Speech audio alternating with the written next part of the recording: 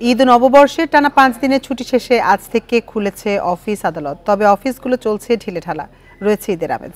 এ নিয়ে আরো জানাতে সচিবালয় থেকে আমাদের সাথে যোগ দিচ্ছেন সহকর্মী নূরে আলম। নূরে আলম, আপনি তো সচিবালয়ে আছেন, কর্মকর্তা কর্মচারীদের উপস্থিতি কেমন দেখছেন ঈদের ছুটি শেষে? বিকাশে কম খরচে ক্যাশ আউটের লিমিট বেড়ে 50,000, প্রিয় এজেন্টও 2টা।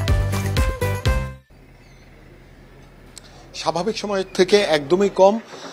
আমরা যদি বলি যে অন্যান্য সময় এই সচিবালয়ে আসলে লোকে লোকারণ্য থাকে, অনেকে সেবা প্রার্থীরা আসে, সেই সঙ্গে কর্মকর্তা কর্মচারীদের যে অফিসগুলো রয়েছে সেগুলো ভর্তি থাকে। তো আজকে সকাল থেকেই পুরো সচিবালয় খালি বলা চলে, যে একদমই অনেক কম কর্মকর্তা এসেছেন। এবার যেহেতু ঈদ এবং পহেলা বৈশাখে 5 দিন ছুটি পেয়েছেন, 5 দিন ছুটি পেয়েছেন, তো সেই ছুটি এবারই সবচেয়ে বেশি ছুটি বলে এই আমাকে বেশ কয়েকজন মন্ত্রী জানিয়েছেন যে গত কয়েক বছর ধরে এত ছুটি কখনই হয়নি। আর অনেকে ঐচ্ছিক ছুটি নিয়েছেন এবং ঐচ্ছিক ছুটি নিয়ে তারা আসলে তাদের পরিবার পরিজনের সাথেই আছেন।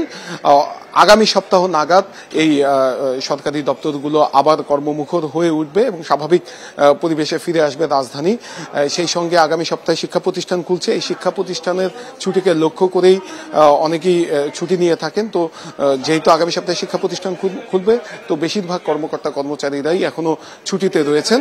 আর সেই সঙ্গে বেশ কয়েকজন মন্ত্রীর সাথে আমাদের কথা হয়েছে, তারা তাদের কর্মকর্তা কর্মচারীদের সাথে শুভেচ্ছা বিনিময় করেছেন। আমরা কথা বলেছিলাম নৌ পরিবহন প্রতিমন্ত্রীর সাথে, তিনি এই যে সম্প্রতি জলদস্যুদের কবলে পড়া সোমালিয়াতে যে আমাদের জাহাজ, সেই জাহাজের উদ্ধার নিয়ে তিনি কথা বলেছেন। তিনি জানিয়েছেন যে সমন্বিত প্রয়াসে এই জাহাজটি উদ্ধার করা সম্ভব হয়েছে। সেই সঙ্গে বস্ত্র ও পাট প্রতিমন্ত্রী, তার পাটমন্ত্রী, তিনি তার কর্মকর্তা কর্মচারীদের সাথে শুভেচ্ছা বিনিময় শেষে বলেন যে এবার ঈদ মোটামুটি নির্বিঘ্নে মানুষ উদযাপন করেছে। সেই সঙ্গে দ্রব্যমূল্যের ঊর্ধ্বগতি নিয়েও তিনি কথা বলেন। তো এই ছিল আমার কাছে এখানকার সবশেষ। সচিবালয় থেকে জানাচ্ছিলেন আমাদের সহকর্মী নূরে আলম পিন্টু।